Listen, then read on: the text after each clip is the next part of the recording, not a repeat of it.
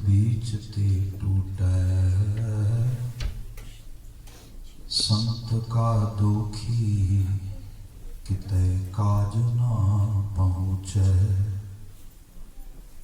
संत का दुखी हद बीच ते टूटै, संत का दुखी किते काज ना पहुँचै। संत के दुखी को उद्यान परमाइयै,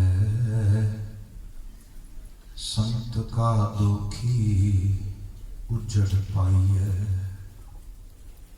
संत का दुखी अंतर ते था, जो सास बिना मृतक की लुथा। संत के दुखी की जड़ किछ नाहीं, आपन बीज आपे ही खाएं। संत के दुखी को अवर ना राखन हार, नानक संत भावे तां लए उबार। संत का दुखी क्यों बिल लाए, ज्यों जल बिहून मछली तड़फड़ाए। संत का दुखी भूखा नहीं राजै, ज्यों पावक ईंधन नहीं त्राहपै। संत का दुखी छुटे अकेला, ज्यों बुआड़ तिल खेत माहे दुहेला। संत का दुखी धर्म ते रहत, संत का दुखी सत मिथ्या कहत। कृत निंदक का तुर ही पया, नानक जो तिस भावै सोई थिया। कृत निंदक का तुर ही पया, नानक जो तिस भावै सोई थिया। वाहिगुरु जी का खालसा, वाहिगुरु जी की फतेह। अति सम्मान योग जुगो जुग अटल धन गुरुदेव गुरु ग्रंथ साहिब जी, गुरु के हुजूर हाजिर हो बैठी सत्संगत जी, जिस तरह के आप वाकिफ हो, शाम के दीवान विच गौरी सुखमनी धन गुरु अर्जन साहिब जी का संदेश असी विचारते हाँ। 13 नंबर अष्टपदी विचों 5 ते 6 नंबर पदा आप जी ने सरवण किया है, क्योंकि ये विच रब्बी निज़ाम दी उस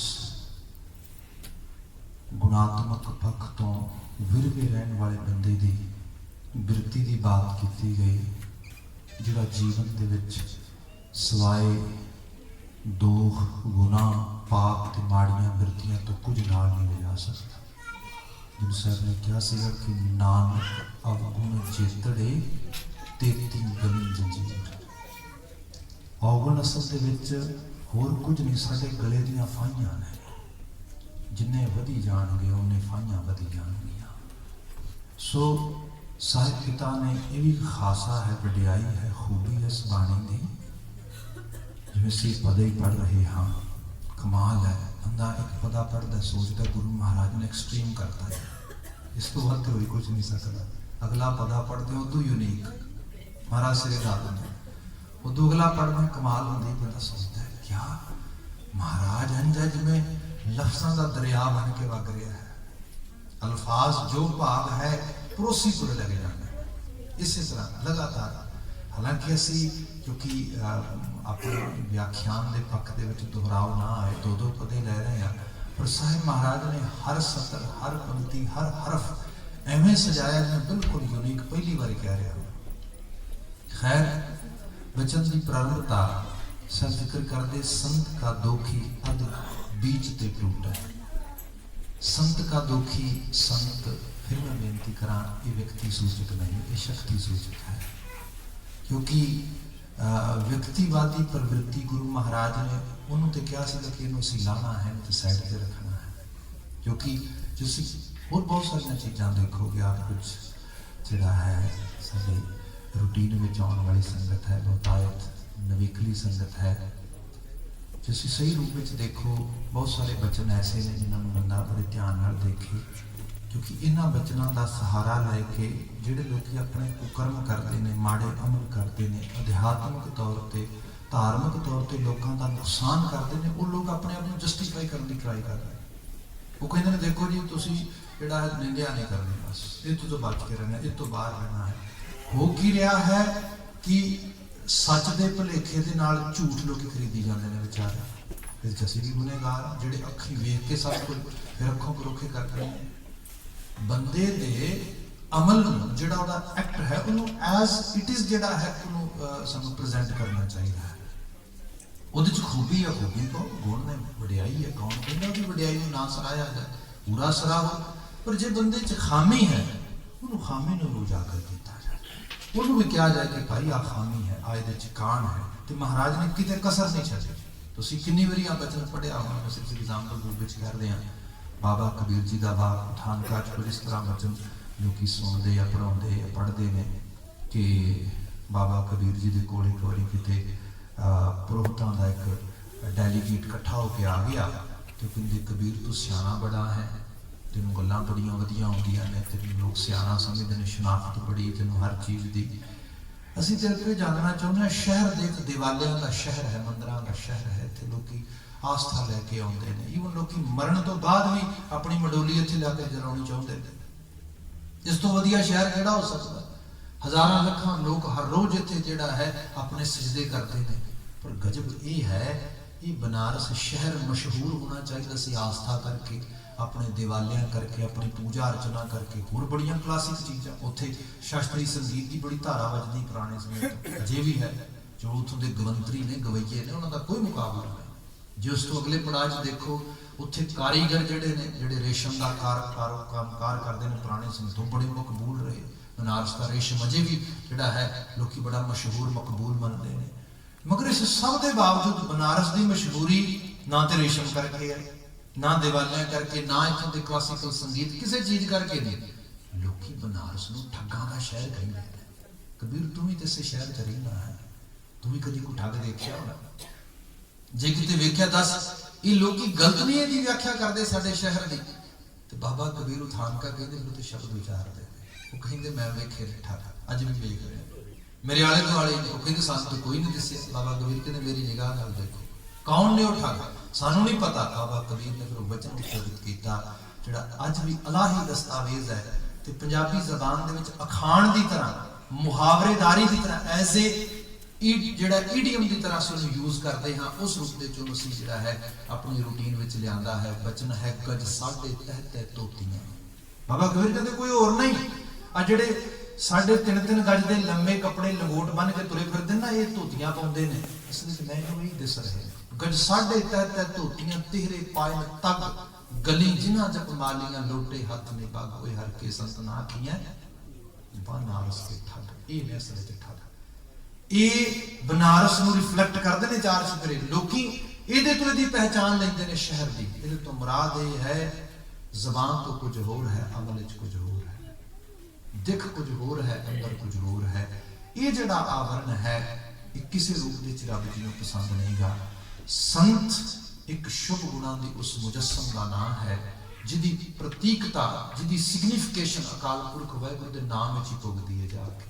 जे कोई शख्स वाकई ही संत नूं लभना चाहुंदा ते बाणी महाराज कहंदे संत होई भाग होवा गुर संत मिलाया। इस तो बड़ी परिभाषा की होई, डिफाइन बिल्कुल सीधे रूप में करता। पंजाबी ज़बान है, तुहानूं समझ आउंदी है, कोई किसी व्याख्या की एक्स्ट्रा की लोड़ नहीं होगी। भाग होवा गुर संत मिलाया, प्रभ अविनाशी घर में पाया। प्रभु नूं जिन लोकी बाहरों लभदे फिरदे ने, महाराज कहंदे क्यों मैं व्यक्ति सूचक बनावां जी उहनूं, क्यों मैं अवतार बनावां, क्यों मैं मूर्ति बनावा ओदी? मैं तुम घर विच ही हिरदे जोत रूप विच वेखिया है। ਮੈਨੂੰ ਅੰਦਰ ਮੰਜ਼ਰ-ਏ-ਆਮ ਹੋਇਆ, ਮੇਰੀ ਹਰ ਰਗ ਦੇ ਵਿੱਚ ਉਹਦੀ ਆਪਣੀ ਜੀਵਨ ਦੀ ਲੋਹ ਤੜਕ ਰਹੀ ਹੈ। ਉਹ ਜਿਹੜੀ ਖਾਸ ਕਰਕੇ ਬਾਤ ਉਹ ਸੰਤ ਰੂਪ ਬਾਤ ਹੈ। ਇੱਥੇ ਅਹਿਸਾਸ ਕੀਤਾ ਜਾ ਰਿਹਾ ਹੈ ਕਿ ਜਿਹੜੇ ਲੋਕ ਇਹੋ ਜਿਹੇ ਆਈਡੀਆਜ਼ ਤੋਂ, ਇਹੋ ਜਿਹੇ ਸਕੂਲ ਤੋਂ, ਇਹੋ ਜਿਹੀ ਵਿਚਾਰ ਤੋਂ ਟੁੱਟ ਗਏ, ਤੇ ਟੁੱਟ ਹੀ ਨਹੀਂ ਗਏ ਬਲਕਿ ਲੋਕਾਂ ਨੂੰ ਉਹਦੇ ਬਰਖਲਾਫਤ ਜਿਹੜਾ ਲੈ ਕੇ ਜਾ ਰਹੇ, ਜਿਹੜੇ ਇਸ ਰੂਪ ਦੇ ਸਮਾਜ ਦੇ ਵਿੱਚ ਜੀਵਨ ਜੀ ਰਹੇ ਨੇ। ਮਹਾਰਾਜ ਉਹਦਾ ਜ਼ਿਕਰ ਕਰਦੇ ਨੇ, ਸੰਤ ਕਾ ਦੋਖੀ ਅੱਧ ਬੀਚ ਤੇ ਟੁੱਟਾ ਹੈ। ਅੱਧ ਬੀਚ ਤੇ ਟੁੱਟਾ ਹੈ, ਅਸੀਂ ਤਾਂ ਕਹਾਂਗੇ ਲੱਕ ਤੋਂ ਟੁੱਟ ਜਾਣਾ ਚੀਜ਼ ਹੁੰਦੀ। ਪੰਜਾਬੀ ਦਾ ਇੱਕ ਅਖਾਣ ਤੁਸੀਂ ਕਈ ਵਾਰੀ ਯੂਜ਼ ਕੀਤਾ ਹੋਣਾ ਹੈ, ਕਿਸੇ ਬੰਦੇ ਦਾ ਬੜਾ ਨੁਕਸਾਨ ਹੋ ਜਾਏ ਨਾ ਤਾਂ ਉਹਨੂੰ ਜਾ ਕੇ ਪੁੱਛੀ ਵੀ ਭਾਜੀ ਬੜਾ ਨੁਕਸਾਨ ਹੋ ਗਿਆ, ਬਾਤ ਹੋ ਗਈ, ਕਹਿੰਦੇ ਜੀ ਨੁਕਸਾਨ ਕਾਹਦਾ ਹੋ ਗਿਆ, ਲੱਕ ਟੁੱਟ ਗਿਆ। ਅੱਧ ਬੀਚ ਤੇ ਟੁੱਟਾ ਹੈ।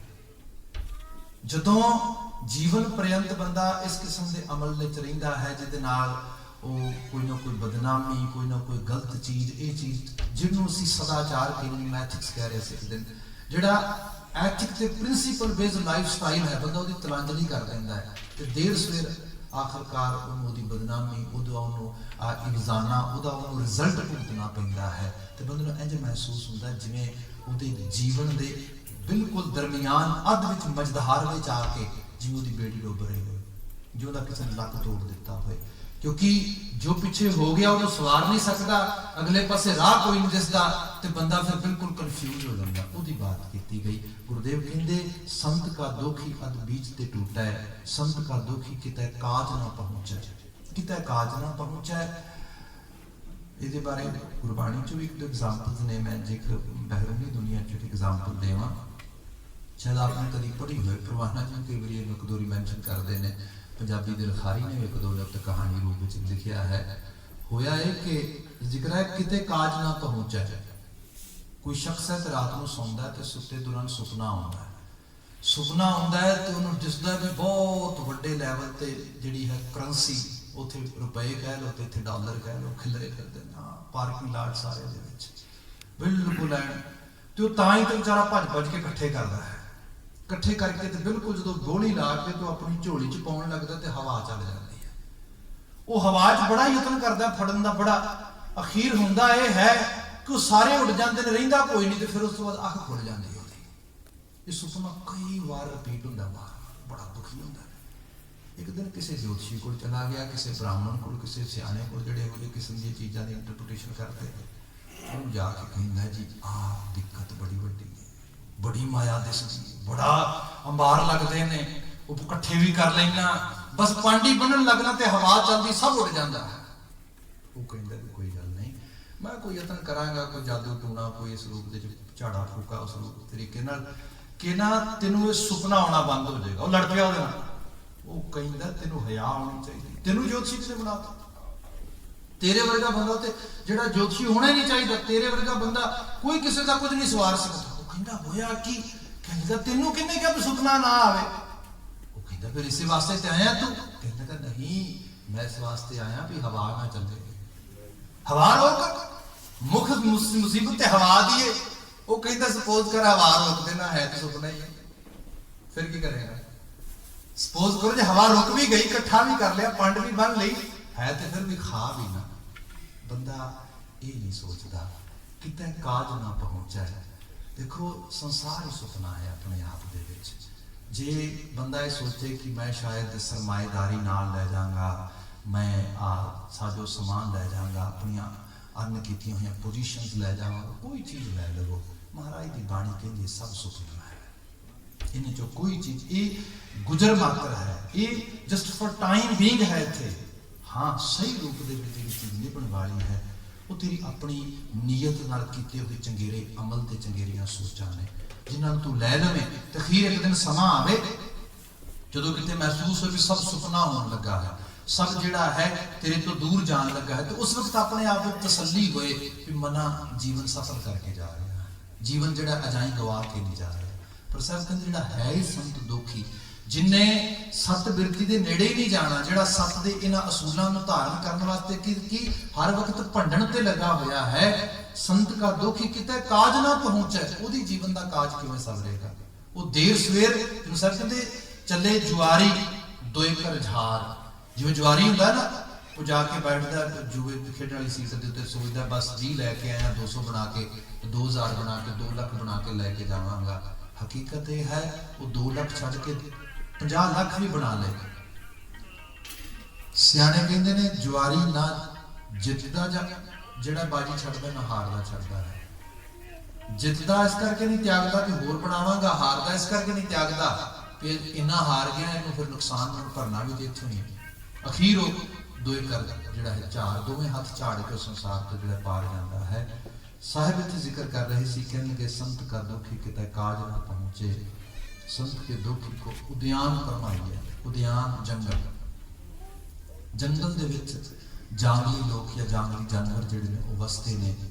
ਸਹੀ ਰੂਪ ਦੇ ਵਿੱਚ ਮਨੁੱਖ ਤੋਂ ਤਵੱਕੋ ਕੀਤੀ ਜਾਂਦੀ ਹੈ, ਮਨੁੱਖ ਸਿਵਲਾਈਜ਼ ਹੋਏ, ਉਹਦੇ 'ਚ ਸ਼ੁਭ ਗੁਣ ਹੋਣ, ਉਹਦੇ 'ਚ ਚੰਗਾ ਇਖਲਾਕ ਹੋਏ, ਚੰਗੀ ਜੀਵਨ ਜੀਣ ਦੀ ਉਹਦੇ ਕੋਲ ਜਾਚ ਹੋਏ। ਮਗਰ ਜੇ ਬੰਦੇ ਨੇ ਉਸ ਚੀਜ਼ ਨੂੰ ਕਿਤੇ ਆਈਡੀਅਲ ਵੇ ਦੇ ਨਾਲ ਅਡਾਪਟ ਹੀ ਨਹੀਂ ਕਰਨਾ, ਇਹਨੂੰ ਹੋਰ ਇਸ ਰੰਗ ਵਿੱਚ ਦੇਖੋ, ਸੰਤ ਕੇ ਦੋਖੀ ਕੋ ਉਦਿਆਨ ਫਰਮਾਈ ਹੈ।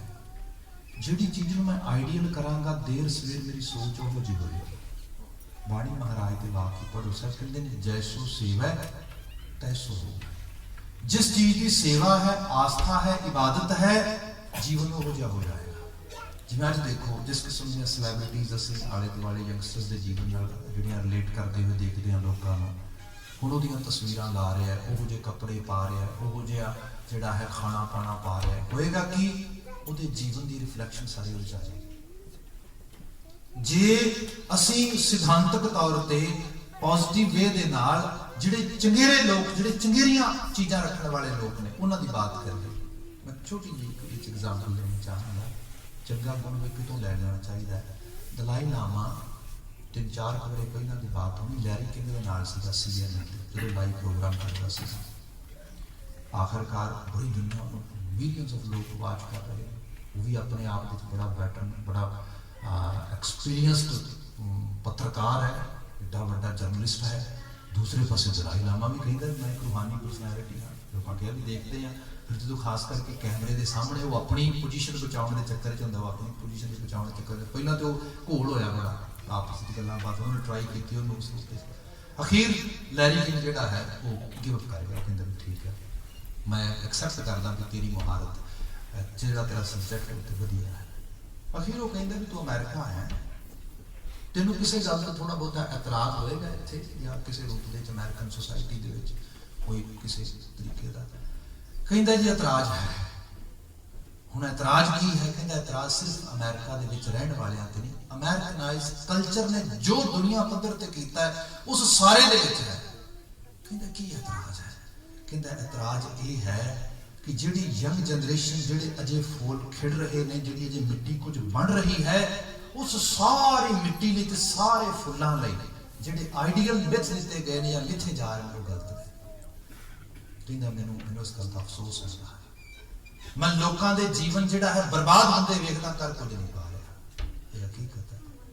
12, 13, 14, 15 ਵਰੇ ਦੇ ਬੱਚੇ ਦਾ ਜੇ ਕੋਈ ਸੈਲੈਬ੍ਰਿਟੀ ਦੇ ਤੌਰ ਤੇ ਆਈਡੀਅਲ ਬਣ ਰਿਹਾ, ਫਿਰ ਬਣ ਰਿਹਾ, ਤੁਸੀਂ ਦੇਖਦੇ ਹੋ ਐਜ਼ ਏ ਮਾਪੇ ਦੇ ਤੌਰ ਤੇ ਵੀ ਤੁਸੀਂ ਸੋਚੋਗੇ ਕਈ ਵਾਰੀ ਕਿ ਕਿਹੜੇ ਪਾਸੇ ਜਾ ਰਿਹਾ ਹੈ, ਕਰ ਕੁਝ ਨਹੀਂ ਸਕਦਾ। ਇਹਦਾ ਰੀਜ਼ਨ ਕੀ ਹੈ? ਮੈਂ ਆਪਣੇ ਆਪੇ ਝਾਤ ਮਾਰ ਕੇ ਵੇਖਣਾ ਕਿਤੇ ਮੈਂ ਸੰਤ ਦੋਖੀ ਤੇ ਨਹੀਂ। ਸੰਤ ਦੋਖੀ ਤੋਂ ਮੁਰਾਦ ਕੀ ਹੋਏਗਾ?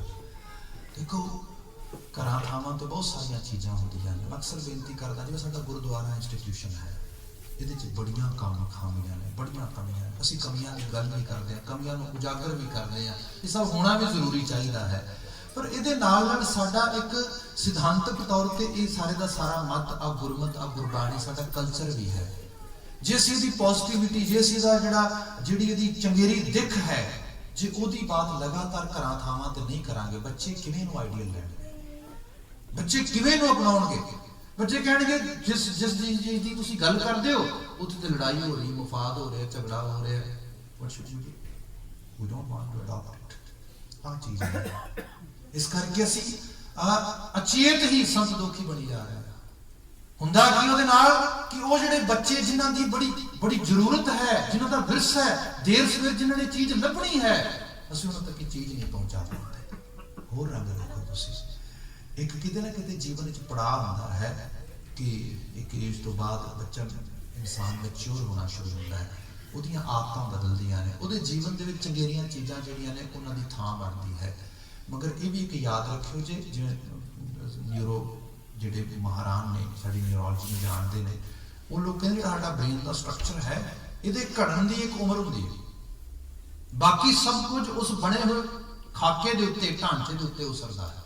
ਜਦੋਂ ਇੱਕ ਵਾਰੀ ਉਸਰ ਗਿਆ, ਬਿਲਟ ਹੋ ਗਿਆ, ਤੁਸੀਂ ਉਹਨੂੰ ਕੋਈ ਬਹੁਤ ਜ਼ਿਆਦਾ ਚੇਂਜ ਨਹੀਂ ਕਰ ਸਕਦੇ। ਥੋੜੀ ਬਹੁਤੀ ਹਾਂ ਤੁਸੀਂ ਉਹਦੇ ਜਿਵੇਂ ਹੈ ਮੋਡੀਫਿਕੇਸ਼ਨ ਕਰ ਲਈ, ਮਾੜੀ ਮੋਟੀ ਥੋੜਾ ਬਹੁਤਾ ਸੱਜੇ ਖੱਬੇ ਕਰ ਲਿਆ, ਬਾਕੀ ਧਾਰਾ ਉਹੀ ਰਹੇਗੀ, ਐਗਜ਼ੈਕਟਲੀ ਉਸੇ ਉੱਤੇ ਉਸਰੇਗਾ।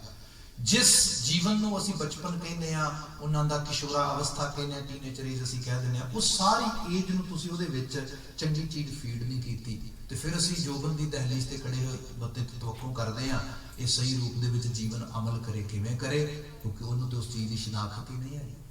ਅਸੀਂ ਖੁਦ ਇਸ ਚੀਜ਼ ਨੂੰ ਦੇਖਿਆ। ਬਿਲਕੁਲ ਬਜ਼ਾਤੇ ਇੱਕ ਸ਼ਖਸ ਆਏ, ਬੜੇ ਵੱਡੇ ਪ੍ਰੋਫੈਸ਼ਨਲ, ਇੱਕ ਬੜੀ ਉਮਦਾ ਜੌਬ ਦੇ ਵਿੱਚ ਟੋਰਾਂਟੋ ਸ਼ਹਿਰ ਦੇ ਅੰਦਰ, ਤੇ ਉਹ ਹੋਇਆ ਹੈ ਕਿ ਪਿਤਾ ਕਿਸੇ ਆਦਤ ਦੇ ਨਾਲ, ਕਿਸੇ ਖਾਸ ਚੀਜ਼ ਨਾਲ ਪਰੇਸ਼ਾਨ ਹੋ ਗਿਆ।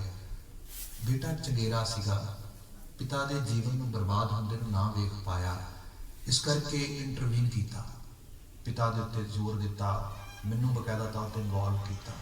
ਬਾਅਦ ਦੇ ਵਿੱਚ ਖੈਰ ਉਹ ਤੇ ਬਹੁਤਾ ਅਸਰ ਨਾ ਹੋਇਆ, ਪਰ ਉਹਨੂੰ ਪਤਾ ਲੱਗਾ ਵੀ ਆ ਜਿਹੜੀ ਚੀਜ਼ ਦੇ ਰਿਹਾ ਵਰਤਾ ਰਿਹਾ ਚੀਜ਼ ਬੜੀ ਵਧੀਆ, ਕਿਉਂ ਨਾ ਆਪਾਂ ਲੈ ਲਈਏ।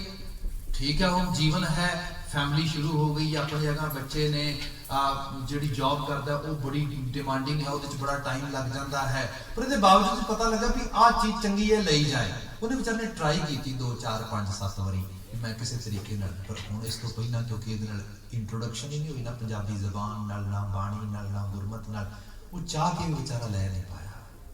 ਮੈਨੂੰ ਅਹਿਸਾਸ ਹੋਇਆ ਕਾਸ਼ ਕਦੀ ਇਹਦੇ ਬਚਪਨ 'ਚ ਇਹਨੂੰ ਆਈਡੀਅਲ ਤੌਰ ਤੇ ਵਿਖਾ ਕੇ ਥੋੜਾ ਬਹੁਤਾ ਇਹਨੂੰ ਟੇਸਟ ਦਿੱਤਾ, ਥੋੜਾ ਬਹੁਤਾ ਇਹਦੇ ਅੰਦਰ ਇਹ ਚੀਜ਼ ਗਈ ਹੁੰਦੀ। ਹੋਰ ਰੰਗ ਦੇਖੋ, ਜਿਹੜਾ ਤੁਸੀਂ ਦੇਖਦੇ ਨਾ ਲੋਕੀ, ਅੱਜ ਅਸੀਂ ਮਲਟੀ ਕਲਚਰਲ ਸੁਸਾਇਟੀ 'ਚ ਰਹਿੰਦੇ ਹਾਂ, ਇੱਥੇ ਮਲਟੀ ਲੈਂਗੁਏਜ ਜਿਹੜੇ ਲੋਕ ਨੇ, ਉਹਨਾਂ ਦੀ ਖਾਸੀਅਤ, ਉਹਨਾਂ ਦੀ ਅਹਿਮੀਅਤ ਵੱਧ ਹੋਏਗੀ। ਈਵਨ ਮੈਂ ਤੇ ਕਹਿੰਦਾ ਕਿ ਜਿਹੜੇ ਲੋਕ ਮਲਟੀ ਫੇਥ ਲੈਵਲ ਤੇ ਨੌਲੇਜ ਰੱਖਦੇ ਨੇ, ਗਿਆਨ ਰੱਖਦੇ ਨੇ, ਉਹਨਾਂ ਨੂੰ ਵੀ ਸੁਸਾਇਟੀ 'ਚ ਰਹਿਣ ਵਾਸਤੇ ਜਿਹੜਾ ਹੈ ਆਸਾਨੀਆਂ ਹੋਣਗੀਆਂ। ਪਰ ਜੇ ਅਸੀਂ ਸਾਰੇ ਦੇ ਦਰਮਿਆਨ ਅਸੀਂ ਸਮਾਂ ਰਹਿੰਦੇ ਹਾਂ, ਜੇ ਉਹਨਾਂ ਨੂੰ ਲੈਂਗੁਏਜ ਬਚਪਨ 'ਚ ਨਾ ਇੰਟਰੋਡਿਊਸ ਕੀਤੀ, ਜੇ ਉਹਨਾਂ ਨੂੰ ਅਸੀਂ ਸਮਾਂ ਰਹਿੰਦਿਆਂ ਇਹ ਜਿਹੜੇ ਵੱਖਰੇ ਵੱਖਰੇ ਫੇਥ ਤੇ ਵੱਖਰੀਆਂ ਵੱਖਰੀਆਂ ਧਾਰਾਵਾਂ ਦੁਨੀਆਂ ਨੇ ਇਹਨਾਂ ਬਾਰੇ ਨਾ ਜਾਣਕਾਰੀ ਦਿੱਤੀ, ਹੋਏਗਾ ਕਿ ਉਮਰ ਦਰਾਜ਼ ਹੋ ਕੇ ਨਹੀਂ ਪਤਾ ਲੱਗੇਗਾ। ਇਸ ਲਈ ਸਮਾਂ ਰਹਿੰਦਿਆਂ ਦੇ ਬਾਰੇ ਇੰਟਰੋਡਕਸ਼ਨ ਕਰਾਈ ਜਾਏ, ਸਮਾਂ ਰਹਿੰਦਿਆਂ ਕਰਾਇਆ ਜਾਏ, ਤਾਂ ਕਿ ਉਹ ਆਈਡੀਅਲ ਇਹਨਾਂ ਚੀਜ਼ਾਂ ਨੂੰ ਲੈ ਲੈਣ। ਨਹੀਂ ਤੇ ਮਹਾਰਾਜ ਜ਼ਿਕਰ ਕਰਦੇ ਨੇ ਉਦਿਆਨ ਭਰਮਾਈ ਹੈ, ਰਹਿੰਦੇ ਹੋਣਗੇ ਜ਼ਰੂਰ ਉਹ ਬੜੀਆਂ ਵਧੀਆ ਮਹਿਫਲਾਂ ਦੇ ਵਿੱਚ, ਬੜੀਆਂ ਵਧੀਆ ਬਸਤੀਆਂ ਦੇ ਵਿੱਚ, ਬੜੇ ਚੰਗੇਰੇ ਥਾਵਾਂ ਦੇ ਉੱਤੇ, ਮਗਰ ਹਾਲਤ ਕੈਸੀ ਹੋਏਗੀ। 7 ਮਹੀਨੇ ਪਹਿਲਾਂ ਦੀ ਬਾਤ ਹੋਏਗੀ, ਟੋਰਾਂਟੋ ਸ਼ਹਿਰ ਦੇ ਅੰਦਰ ਡਾਊਨਟਾਊਨ ਦੇ ਵਿੱਚ ਇੱਕ ਕਨਸਰਟ ਹੋਇਆ, ਮਿਊਜ਼ਿਕ ਰਿਲੇਟਡ ਸੀਗਾ। ਉੱਥੇ ਲੋਕ ਆਏ, ਪੜ੍ਹੇ ਲਿਖੇ, ਸਿਆਣੇ, ਟੈਕਨੋਲੋਜੀ ਦੇ ਮਾਹਰ, ਸਭ ਚੀਜ਼ਾਂ ਨੂੰ ਜਾਣਨ ਵਾਲੇ। ਜਦੋਂ ਸਾਰਾ ਕਨਸਰਟ ਆਪਣੇ ਜੋਬਨ ਤੇ ਸੀਗਾ, ਕਿਸੇ ਨੇ ਖਾਸ ਕਿਸਮ ਦੀ ਪਿਲ ਵਰਤਾਈ, ਤੁਸੀਂ ਸ਼ਾਇਦ ਸੁਣੀ ਹੋਏਗੀ ਨਿਊਜ਼। ਇੱਕ ਡੈਥ ਹੋ ਗਈ ਤੇ 4 ਬੰਦੇ ਜਿਹੜੇ ਨੇ ਉਹ ਹਸਪੀਟਲਾਈਜ਼ ਕੀਤੇ ਗਏ, ਤੇ ਕਈਆਂ ਹੋਰਾਂ ਨੂੰ ਜਿਹੜੀਆਂ ਨੇ ਕਈ ਕਿਸਮ ਦੀਆਂ ਪ੍ਰੋਬਲਮਸ ਆਈਆਂ। ਉਸ ਜਿਹੜੀ ਪਿਲ ਵਰਤਾਈ ਗਈ, ਸਾਰਿਆਂ ਨੇ ਕਿਹਾ ਫਨ ਹੈਗਾ, ਹਾਈ ਫੀਲ ਕਰੋ, ਹੂ ਕੇਅਰ, ਮੂੰਹ 'ਚ ਪਾਈ ਤੇ ਖਾ ਲਈ, ਕਈਆਂ ਨੇ ਖਾ ਲਈ, ਕਈਆਂ ਨੇ ਕੋਲ ਰੱਖ ਲਈ, ਬਾਅਦ 'ਚ ਖਾਵਾਂਗੇ, ਹੁਣ ਤੇ ਹਾਈ ਪਹਿਲੇ ਬੜੀ ਫੀਲ ਕਰ ਰਹੇ, ਕੁਝ ਹੋਰ ਅੰਦਰ ਪਿਆ ਕੋਈ ਨਾ ਆਲਰੇਡੀ। ਬਾਅਦ ਦੇ ਵਿੱਚ ਪਤਾ ਹੀ ਨਾ ਲੱਗੇ ਕੌਣ ਵਰਤਾ ਗਿਆ, ਕਿੱਥੋਂ ਆਇਆ, ਹੋਰ ਜੰਗਲ ਰਾਜ ਕਿਹਨੂੰ ਖਵਾ। ਬੰਦਾ ਕਹੇਗਾ ਇਹ ਸੋਸਾਇਟੀ ਏਡੇ ਪੜ੍ਹੇ ਲਿਖੇ ਲੋਕ ਸਭ ਜ਼ਹਿਰ ਵੰਡ ਗਿਆ, ਕੋਈ ਜ਼ਹਿਰ ਖਾ ਲਿਆ। ਇਸ ਤੋਂ ਵੱਡੀ ਬਾਤ ਸੀ ਕੀ ਕਮਾਲ।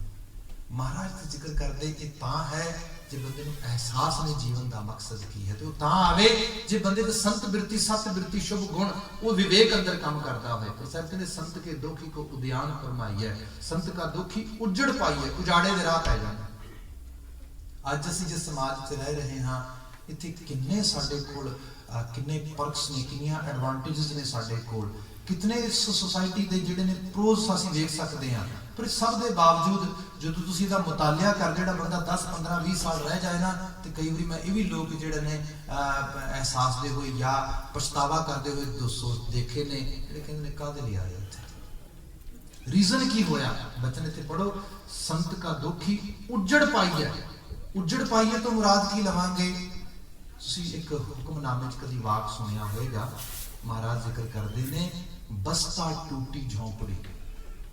महाराज कहते किसी का वसेबा टुट्टी झोंपड़ी च होए, चीर सब छिन्ना, पाटे कपड़े पाए हो, यही बंदे की पहला सब तो बड़ी जरूरत होंगी। बंदा कहता मकान चंगा होए, पोशाक चंगी होए, खुराक चंगी होए, महाराज कहते कुछ भी ना होए, मगर जीवन च असूल सिद्धांत ये चीज़ां होण ना, तुसीं होर रंग देखो। सिख हिस्टरी में पढ़ो, सिख जो राजे बनते हैं, फुल्किया रियासतों का इतिहास पढ़ो।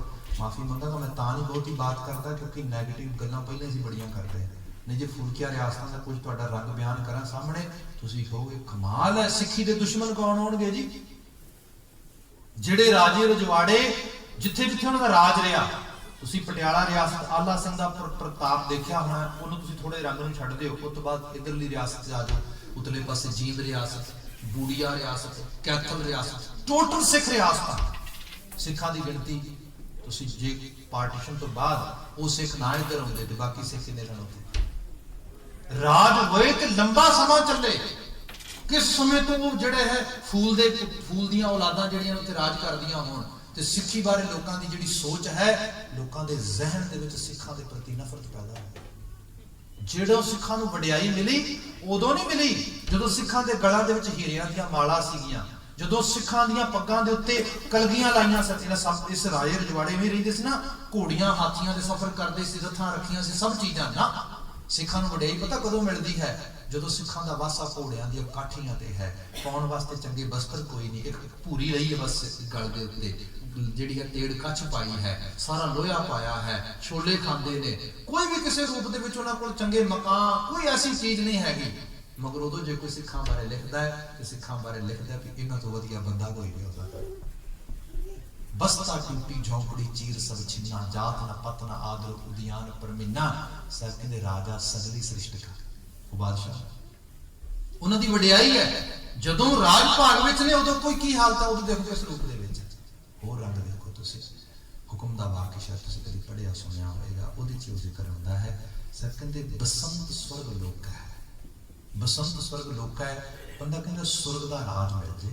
People are still struggling to get their heaven or paradise। कुछ लोग जिहड़े थर्ड वर्ल्ड कंट्रीज च रहिंदे ने, कोई नहीं साडे हेवन है, पैराडाइज है, साडा असीं इत्थे जाना है। महाराज जिक्र करदे इहनूं मान लिया जाए पैराडाइज, चलो असीं जो बाणी च पढ़ रहे हैं उस कुछ इंटरप्रिटेशन ऐवें कर ली जाए, इहनूं ही स्वर्ग मान लिया जाए। मगर इस स्वर्ग दे विच आके अलामत कैसी है? असीं देख रहे हैं जीवन का हर आवरण टुट गया है। तुसीं होर रंग देखो। मैं पहला भी बेनती की थी, हालांकि मैं भी इस सोसाइटी च रह रहा हाँ, इत्थे भी ने साडे बच्चे वध रहे ने, पल रहे ने, बड़े लैवल ते एजुकेशन लै रहे ने। मेरी दिली दुआ है हर परिवार का बच्चा चढ़ती कला च जाए। मगर जो तुसीं ध्यान नाल देखदे हो, वड्डे लैवल ते बच्चियां दे विच जिहड़ा डिसिपलिन तो बागी होना है, जिहड़ा गैर ज़ाब्ता जिंदगी है, जिस जिंदगी दे विच जिन्होंने असीं एटिकेट्स ते मैनर्स कहने आ, वड्डे लैवल तो उनकी खामी पै रही है। फिर जिन्होंने असीं वैल्यूज़ कहने आ, वो किते जिहड़ियां ने वो चाक हुंदियां ने। इस सारे तो बंदे नूं अंदर जिहड़ा है धारस नहीं फील हुंदी, बंदे नूं त्राड़का पैंदा कि की हो रहा है। इहदे मुकाबले जिन्हां मुबालिग दे विच एजुकेशन घट है, उत्थे जदों ये चीज़ां वध लैवल ते बंदा देखदा, फिर बंदा एहसास करदा है कि खटिया ते की गवाया। महाराज जिक्र करदे इस सारे तो बचाव हो सकता है जे असीं संत दोखी ना होइए। ये नहीं कि सोसाइटी में रह के कुछ कमा नहीं सकते, अपना नहीं सकते, संत दोखी ना होइए। जो शुभ है उन्हें शुभ कहने की जाच सीखिए, उन्होंने चंगेरे रूप में सलाहिए, सिर्फ सलाह करिए, आप अपनाइए, बच्चों के आइडियल बनिए। सब जिक्र करते संत का दुखी उजड़ पाइए, संत का दुखी अंतर ते थोथा, अंतर ते थोथा। जो कहते हैं बंदे के अमल ते बंदे की गलबात के फर्क आ जाए। सपोज करो मैं इत्थे बैठ के ना डायबिटीज़ रिलेटेड लैक्चर कर रहा होवां ते कह रहा होवां भी जिहड़ी खास करके कृत्रिम शुगर है या मिठा है नहीं खाना चाहिए, जिहड़ा खास करके वाइट शुगर है तो बचाए, सब चीज़ां बड़ी लंबी चौड़ी जिहड़ी तफ्तीश देवां तो उस तो बाद सीधा इत्थे लंगर हाल जावां ते जाके 2 मिठाई दी प्लेटां भर के खा लवां। जिहड़ा बंदा इत्थों सुन के गया है तो उत्थे जाके वेखेगा, कमाल जिहड़ी उहदी जहनीयत विच बात आएगी, वो पता की आएगी? अंतर ते थोथा। वो कहेगा ये सिर्फ तो सिर्फ लिप सर्विस है, गल्लां बातां ने, अंदर कुछ नहीं हैगा। सब इस एहसास को बयान करते। देखो बाणी च वचन है, गल्ली असीं चंगियां, कौन कहंदा मैं माड़ा? कोई मनण नूं तैयार नहीं। महाराज कहते सब को पूरा आपको होगा, घट ना कोई आखे। पर सर जी ने पता किवें लगेगा? पत परवाना पिछे पाइए तां नानक तोलिया जाता। असल में जिहड़ा पत दा परवाना वट्टा वो पिछे पा फिर तोल। ये एक होर रंग भी है। असीं जिवें इत्थे बच्चियां बारे बात की, गुरबाणी वो वह रचना जिन्हें चाइल्ड राइट्स के उत्ते सब तो पहला बात की है। नहीं तो असीं ते बच्चियां दे हक हकूक बारे बहुती गल नहीं करते। मैं तो देखिया जे सोफे के तेरे जड़े बैठे हैं बहन की जगह नहीं है, बच्चा आ गया कोई ना अकोमोडेट करना, तू इतने अड़ के बह जा, थले बह जा, वो भी हुण करके जे पहला आना तू उत्थे बैठना जाके बच्चा है, तेनों किस चीज़ नाल मतलब ਉਹਦੇ ਰਾਈਟਸ ਬਾਰੇ, ਉਹਦੇ ਹਕੂਕ ਬਾਰੇ ਤੇ ਉਹਦੀ ਸਲਾਹ ਬਾਰੇ ਕੌਣ ਗੱਲ ਕਰੇਗਾ ਜੀ? ਉਹਦੀ ਜਿਹੜੀ ਹੋਂਦ ਹੈ ਉਹਨੂੰ ਕੌਣ ਅਹਿਮੀਅਤ ਦੇਗਾ? ਮਹਾਰਾਜ ਤੇ ਸਾਤਾ ਉਮਰ ਸਟਰਗਲ ਕੀਤੀ। ਸਾਹਿਬ ਗੁਰੂ ਨਾਨਕ ਸਾਹਿਬ ਮਹਿਤਾ ਕਲਿਆਣ ਦਾਸ ਜੀ ਪਿਤਾ ਜੀ ਨੇ, ਮਾਤਾ ਤ੍ਰਿਪਤਾ ਜੀ ਮਾਤਾ ਨੇ, चाचा लालू है, सारे ने, वो सारा खानदान आले दुआले है। गलबात होंदी है, बाबा जी बारे कोई फैसला लेना है, बाबा जी तो सलाह भी नहीं पूछी जाती। जो जनेऊ वाला सारा प्रसंग वापरता है तो अखीर गुरु नानक साहब ने लड़न नहीं आते हैं। वो कहते हैं कि तू तेरी आरजा की है कि तू सानू सारे नूं मत्तां दे। कहते हैं तुसीं मैनूं ते नहीं पुछिया। वो कहते भी बच्चे नूं पुछिया जाता है। इसे करके बाबा जी, बाबा श्री चंद्र लक्ष्मी दास नूं वार-वार हर गल ते पुछदे ने। ईवन उन्हां दी हर सलाह नूं, हर उन्हां दी बात नूं जेड़ा तरजीह देंदे ने। ते ये भी सच्चाई है, उन्हां दी गलत गल नूं गलत भी कहिंदे ने, पर उन्हां नूं कंपेल नहीं करदे। उन्हां दसदे ने आ सच है, आ हकीकत है।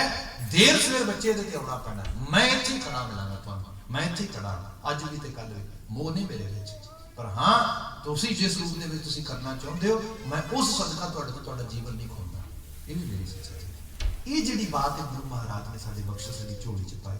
मैं जिहड़ी विनती कर रहा सीगा, हर बच्चे की गल सुनी जाए, हर एक की जिहड़ी उस रूप विच होंद नूं मन्निया जाए।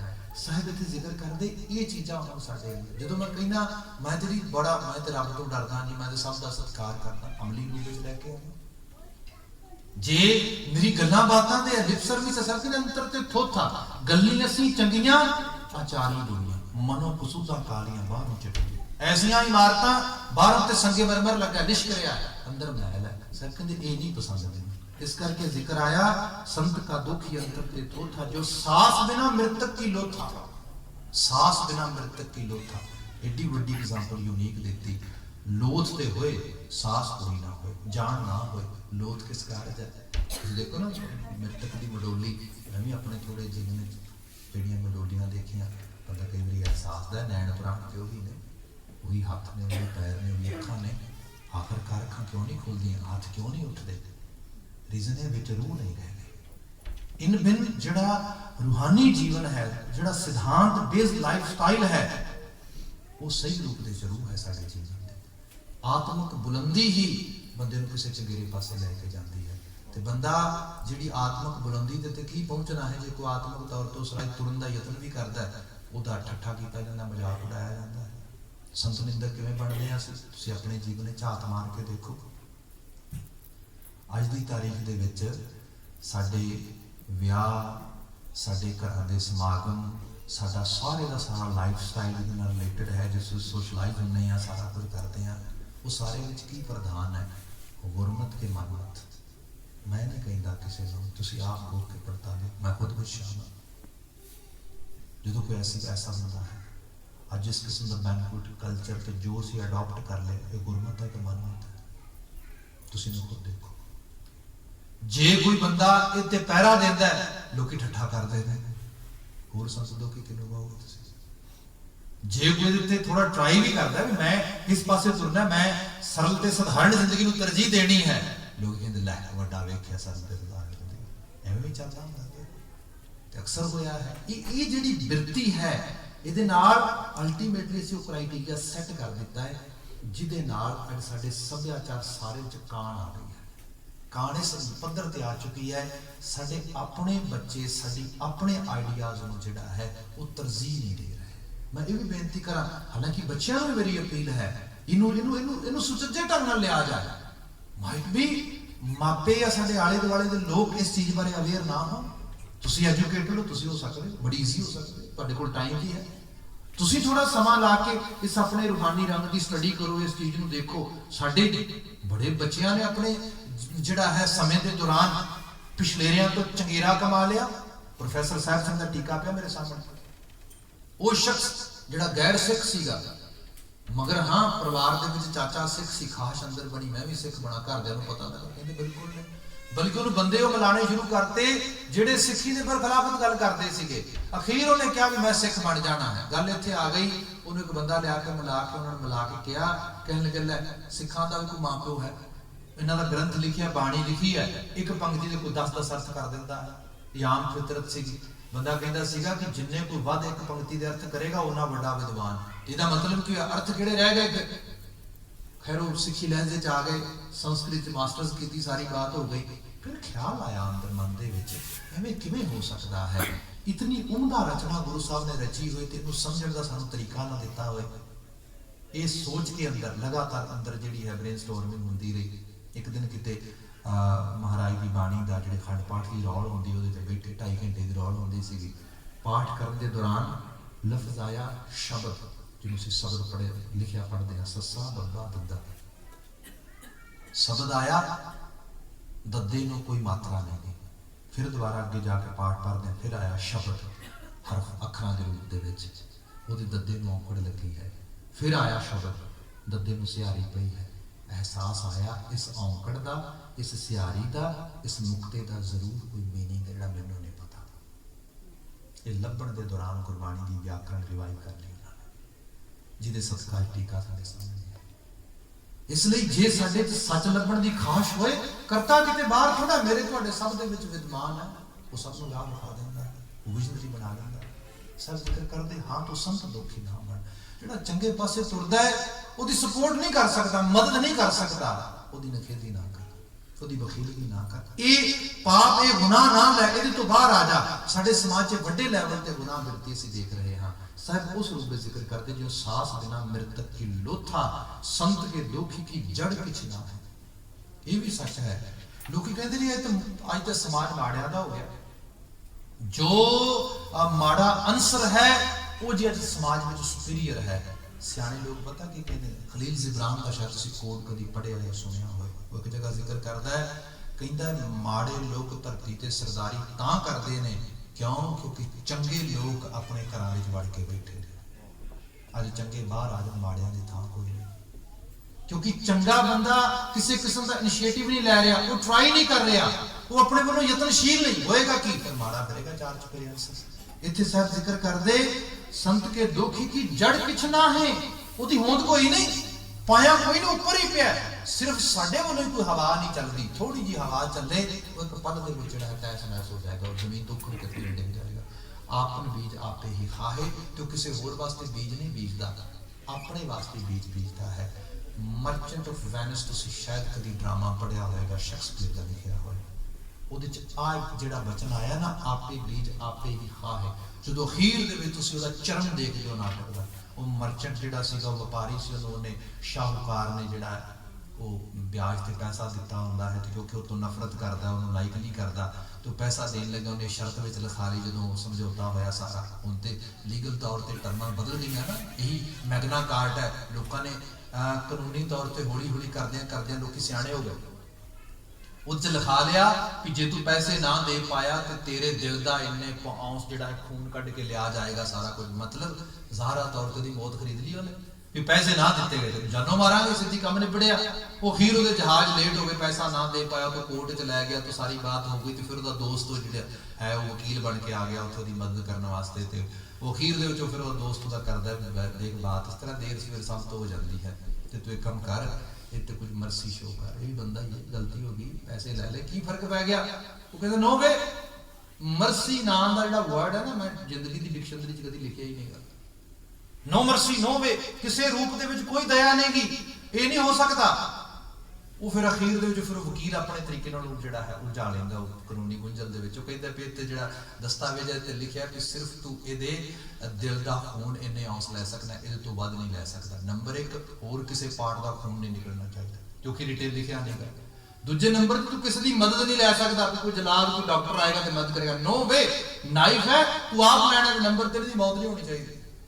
क्योंकि लिखिया नहीं ਇਹਦੇ ਵਿੱਚ ਵੀ ਮਰੇ ਨਾ ਤੇ ਤੁਹਾਡੇ ਤੇ ਜਿਹੜਾ ਹੈ ਕੌਂਸ ਵਿੱਚ ਖੂਨ ਵੱਧ ਨਾ ਨਿਕਲੇ ਇਸ ਕਿਸਮ ਦੀਆਂ ਗੱਲਾਂ ਜੋ ਫਸਾ ਲਿੰਦਾ ਤੇ ਉਹ ਸਾਹਮਣੇ ਫਿਰ ਨਾਈਫ ਕਰਦਾ ਚੱਕ ਨਾਈਫ ਤੇ ਹੁਣ ਕਰ ਰਹੇ ਕਾਨੂੰਨੀ ਤੌਰ ਤੇ ਤੇਰੇ ਲਈ ਲਾਜ਼ਮੀ ਹੈ ਉਹਦੇ ਹੱਥ ਕੰਬਦੇ ਨੇ ਉਹ ਡਰਦਾ ਹੈ ਕਿ ਉਹ ਨਾਈਫ ਉਹਦੇ ਹੱਥੋਂ ਛੁੱਟਦਾ ਤੇ ਉਹ ਕਹਿੰਦਾ ਨਹੀਂ ਮੇਰੇ ਤੇ ਮਰਸੀ ਸ਼ੋ ਕਰੋ ਕਹਿੰਦਾ ਨੋ ਬਈ ਦਇਆ ਨਾਂ ਦਾ ਲਫ਼ਜ਼ ਤੇਰੀ ਡਿਕਸ਼ਨਰੀ ਚ ਨਹੀਂ ਆਉਂਦਾ ਅਸੀਂ ਕਿਵੇਂ ਸ਼ੋ ਕਰੀਏ ਆਪੇ ਵੀਰ ਸਾਹਿਬ ਜ਼ਿਕਰ ਕਰਦੇ ਨੇ ਆਪੇ ਹੀ ਖਾਹ ਜੋ ਤੂੰ ਬੀਜ ਰਿਹਾ ਉਹੀ ਵੱਢੇਗਾ ਜਦੋਂ ਮੈਂ ਸੰਤ ਦੁਖੀ ਹੋ ਕੇ ਸਮਾਜ ਦੇ ਵਿੱਚ ਚੰਗੇ ਦੀ ਬਰਖਲਾਫਤ ਵਿੱਚ ਖੜਾ ਹਾਂ ਤੇ ਯਾਦ ਰੱਖਾਂ ਕੱਲ ਨੂੰ ਜਿੰਨਾ ਮਰਜ਼ੀ ਚੰਗਾ ਬਣਾ ਕੱਲ ਨੂੰ ਹੀ ਬਰਖਲਾਫਤ ਮੇਰੇ ਖਿਲਾਫ ਵੀ ਆਏਗੀ ਇਹਨੂੰ ਬਾਬਾ ਕਬੀਰ ਜੀ ਨੇ ਬਚਨ ਕਿਹਾ ਸੀਗਾ ਕਬੀਰ ਪਾਰੋਸੀ ਕੇ ਜੋ ਹੁਆ ਤੂੰ ਆਪਣੇ ਪੀ ਜਾਣ ਗਵਾਂਢੀ ਘਰ ਅੱਗ ਲੱਗੀ ਉੱਥੇ ਬਜਾ ਜਾ ਕੇ ਉੱਥੇ ਤਾੜੀਆਂ ਮਾਰ ਕੇ ਹੱਸਣਾ ਸੰਤ ਦੁਖੀ ਬਣੇਗਾ ਚੰਗੇ ਵਾਸਤੇ ਅਮਲ ਕਰ ਚੰਗੇਰੇ ਪਾਸੇ ਜਾ ਕੱਲ ਨੂੰ ਤੇਰੇ ਘਰ ਅੱਗ ਲੱਗਣ ਤੋਂ ਬਚਾਅ ਹੋਏਗਾ ਜੇ ਕਿਤੇ ਲੱਗ ਗਈ ਤੇ ਸਮਾਜ 'ਚ ਰੀਤੀ ਚੱਲੇਗੀ ਭਈ ਕਿਸੇ ਦੇ ਘਰ ਲੱਗੀ ਹੋਈ ਅੱਗ ਨੂੰ ਬੁਝਾਇਆ ਜਾ ਇਸ ਤਰੀਕੇ ਨਾਲ ਅਸੀਂ ਚੰਗੇ ਮਨੁੱਖ ਤੇ ਚੰਗੇ ਸਿਟੀਜ਼ਨ ਬਣ ਸਕਦੇ ਹਾਂ ਸਾਹਿਬ ਉਹਦਾ ਜ਼ਿਕਰ ਕਰਦੇ ਨੇ ਆਪਨ ਬੀਜ ਆਪੇ ਹੀ ਖਾਏ ਸੰਤ ਕੇ ਦੁਖੀ ਕੋ ਅਵਰ ਨਾ ਰੱਖਣਹਾਰ ਇਹਦਾ ਮਤਲਬ ਇਹ ਹੈ ਬਚਾਉਣ ਵਾਲਾ ਤੇ ਕੋਈ ਵੀ ਨਹੀਂ ਫਿਰ ਜੇ ਬੰਦੇ ਜੇ ਸੁਸਾਇਟੀ ਸਾਰੀ ਇਸ ਕਿਸਮ ਦੀ ਹੋਊਗੀ ਤੇ ਫਿਰ ਕਿਵੇਂ ਬਚਾਅ ਹੋ ਸਕਦਾ ਤੁਸੀਂ ਹੋਰ ਦੇਖੋ ਕਈ ਵੀ ਅਸੀਂ ਖੁਦ ਮੈਂ ਖੁਦ ਬਜ਼ਾਤੇ ਆਪਣੀ ਜ਼ੁਬਾਨ ਤੋਂ ਕਈ ਵੀ ਫਰਸਟ੍ਰੇਟ ਹੋ ਕੇ ਇਸ ਕਿਸਮ ਦੇ ਲਫ਼ਜ਼ ਕਹਿ ਦੇਣਾ ਵਾ ਕਿ ਲੋਕ ਬੜੇ ਮਾੜੇ ਨੇ ਇਹ ਲੋਕ ਨਾ ਡਿਜ਼ਰਵ ਨਹੀਂ ਕਰਦੇ ਐਸੀ ਗੁਰਬਾਣੀ ਐਸੀ ਗੁਰਮਤ ਐਸਾ ਗਿਆਨ ਨਾ ਦਿੱਤਾ ਜਾਏ ਮੈਂ ਸੋਚਦਾ ਜੇ ਅਕਾਲ ਪੁਰਖ ਵਾਹਿਗੁਰੂ ਐਸਾ ਸੋਚਦਾ ਤੇ ਕੀ ਪੰਜਾਬ ਦੀਆਂ ਫਿਜ਼ਾਵਾਂ ਦੇ ਵਿੱਚ ਉਸ ਧਰਤੀ ਦੇ ਉੱਤੇ ਜਿੱਥੇ ਗੁਨਾਹਾਂ ਦੀਆਂ ਪੰਡਾਂ ਵੱਜ ਰਹੀਆਂ ਨੇ ਉੱਥੇ ਬਾਬੇ ਨਾਨਕ ਦੀ ਆਵਾਜ਼ ਗੂੰਜਦੀ ਨਹੀਂ ਰੱਬ ਜੀ ਨੇ ਤਰਸ ਕੀਤਾ ਇਹਨੂੰ ਭਾਈ ਗੁਰਦਾਸ ਜੀ ਕਹਿੰਦੇ ਨੇ ਸੁਣੀ ਪੁਕਾਰ ਦਾਤਾਰ ਪ੍ਰਭੂ ਗੁਰੂ ਨਾਨਕ ਜਗ ਮਾਹਿ ਪਠਾਇਆ ਉਹ ਤਰਸ ਕਰਨ ਵਾਲਾ ਹੈ ਉਹ ਦਇਆ ਕਰਦਾ ਹੈ ਉਹਦਾ ਕੋਈ ਪਤਾ ਨਹੀਂ ਕਿਸ ਰੰਗ ਦੇ ਵਿੱਚ ਆ ਕੇ ਉਹ ਕਿਹਦੇ ਜੀਵਨ ਵਾਸਤੇ ਸੁਧਾਰ ਕਰਦੇ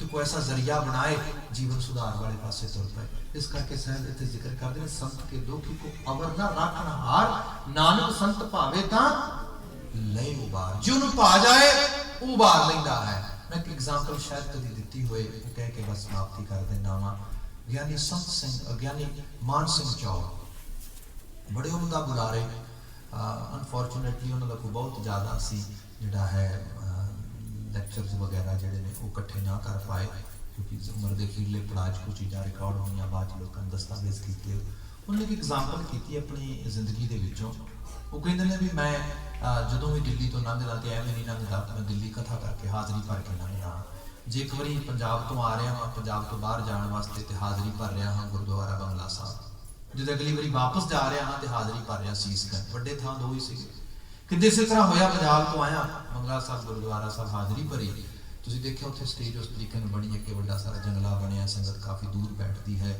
ਤੇ ਜਿੰਨੀ ਦੇਰ ਤੱਕ ਆਈ ਕਾਂਟੈਕਟਸ ਨਾ ਬਣ ਜਿਹੜਾ ਸਾਹਮਣੇ ਵਾਲਾ ਸੁਣਨ ਵਾਲਾ ਸਰੋਤਾ ਹੈ ਉਹਦੇ ਵੱਲੋਂ ਹੁੰਗਾਰਾ ਨਾ ਮਿਲੇ ਬੁਲਾਰੇ ਨੂੰ ਕੋਈ ਦਿੱਕਤ ਹੁੰਦੀ ਥੋੜੀ ਉਹਨੂੰ ਮਹਿਸੂਸ ਹੁੰਦਾ ਕਿ ਸ਼ਾਇਦ ਮੇਰੀ ਗੱਲ ਡਿਲੀਵਰ ਨਹੀਂ ਹੋ ਰਹੀ ਪ੍ਰੋਪਰ ਵੇ ਦੇ ਨਾਲ ਉਹ ਬੜੇ ਉਮਦਾ ਬੁਲਾਰੇ ਸੀਗੇ ਫੇਸ ਰੀਡਰ ਸੀ ਬੜੇ ਐਕਸਪਰਟ ਇਸ ਚੀਜ਼ ਦੇ ਸੀਗੇ ਉਹਨਾਂ ਦੇ ਸਾਹਮਣੇ ਜੇ ਕੁਝ ਚਿਹਰੇ ਬੈਠਦੇ ਨੇ ਤੇ ਉਹ ਸੁਣਾਉਂਦੇ ਨੇ ਉਹਨਾਂ ਨੂੰ ਬਾਤ ਅਕਸਰ ਇਹ ਹੁੰਦਾ ਜਦੋਂ ਲੰਘਦੇ ਵੜਦੇ ਨੇ ਉਹਨਾਂ ਦੇ ਸਰੋਤੇ ਵੀ ਸੁਣਨ ਵਾਲੇ ਉਹਨਾਂ ਨੂੰ ਖਾਸ ਕਰਕੇ ਆਉਂਦੇ ਨੇ ਉੱਥੇ ਇਸ ਵਾਰੀ ਉਹ ਹਾਜ਼ਰੀ ਭਰ ਰਹੇ ਨੇ ਕੋਈ 2-3 ਦਿਨ ਦੀ ਹਾਜ਼ਰੀ ਭਰੀ ਗਈ ਹੈ ਤੇ ਸਾਹਮਣੇ ਕੋਈ ਸ਼ਖਸ ਆ ਕੇ ਸੁਣਦਾ ਹੁੰਦਾ ਸੀ ਬੜੇ ਧਿਆਨ ਦੇ ਨਾਲ ਤੇ ਅੱਜ ਸ਼ਖਸ ਆਇਆ ਨਹੀਂ 2-3 ਹਾਜ਼ਰੀਆਂ ਦੇ ਵਿੱਚ ਤੋਂ ਨਾ ਬਕਾਇਦਾ ਤੌਰ ਤੇ ਗ੍ਰੰਥੀ ਸਾਹਿਬ ਨੇ ਪੁੱਛਿਆ ਕਿ ਇੱਕ ਸ਼ਖਸ ਇੱਥੇ ਆਉਂਦਾ ਸੀਗਾ ਤੇ ਉਹ ਅੱਜ ਕੱਲ੍ਹ ਦਿਸਦਾ ਨਹੀਂ ਕੀ ਗੱਲ ਉਹ ਆਉਂਦੇ ਨਹੀਂ ਅੱਜ ਕੱਲ੍ਹ ਤੇ ਉਹ ਕਹਿੰਦੇ ਜੀ ਉਹ ਆਮ ਕਰਕੇ ਵੀ ਨਹੀਂ ਆਉਂਦੇ ਉਹ ਸਿਰਫ ਜਦੋਂ ਤੁਸੀਂ ਆਉਂਦੇ ਹੋ ਤਾਂ ਉਦੋਂ ਹੀ ਆਉਂਦੇ ਸੀਗੇ ਕੋਈ ਬਹੁਤ ਮੈਨੂੰ ਲੱਗਦਾ ਕੋਈ ਜੈਂਟਲ ਪਰਸਨੈਲਿਟੀ ਹੈ ਪਤਾ ਕਰ ਲੈਣਾ ਉਹਦਾ ਉਹ ਖੈਰ ਉਹ ਬਾਤ ਹੋ ਗਈ ਤਾਂ ਉਹਨਾਂ ਅਗਲੇ ਦਿਨ ਦੱਸਿਆ ਜੀ ਉਹ ਪਤਾ ਕਰਾਇਆ ਹੈ ਉਹ ਕਿਤੇ ਯੂਨੀਵਰਸਿਟੀ ਦੇ ਪ੍ਰੋਫੈਸਰ ਸੀਗੇ ਤੇ ਉਹ ਬਿਮਾਰ ਨੇ ਉਹ ਤੁਹਾਨੂੰ ਸੁਣਨ ਦੇ ਵੈਸੇ ਕਦੀ ਆਏ ਨਹੀਂ ਗੁਰਦੁਆਰਾ ਸਾਹਿਬ ਉਹਨਾਂ ਕਿਹਾ ਵੀ ਜਾਂ ਤੇ ਪੁੱਛਦੇ ਨਾ ਜੇ ਪੁੱਛ ਲਿਆ ਤੇ ਹੋ ਸਕਦਾ ਉਹਨਾਂ ਨੂੰ ਵੀ ਪਤਾ ਲੱਗ ਗਿਆ ਹੋਵੇ ਤੇ ਬਿਮਾਰ ਨੇ ਫਿਰ ਤੇ ਮਨੁੱਖੀ ਹੱਕ ਜਿਹੜਾ ਹੈ ਫਰਜ਼ ਬਣਦਾ ਉਹਦਾ ਹਾਲ ਪੁੱਛਿਆ ਜਾ ਉਹ ਕਹਿੰਦੇ ਮੈਂ ਗ੍ਰੰਥ ਸਾਹਿਬ ਨਾਲ ਉਹਦਾ ਹਾਲ ਪੁੱਛਣ ਘਰ ਚਲੇ ਗਏ ਕਰ ਗਏ ਉਹ ਵਾਕਿਆ ਚ ਬੈੱਡ ਰੈਸਟ ਤੇ ਬਿਮਾਰ ਨੇ ਬੜੀ ਜਿਹੜਾ ਹੈ ਉਸ ਹਾਲਤ ਵਿੱਚ ਨੇ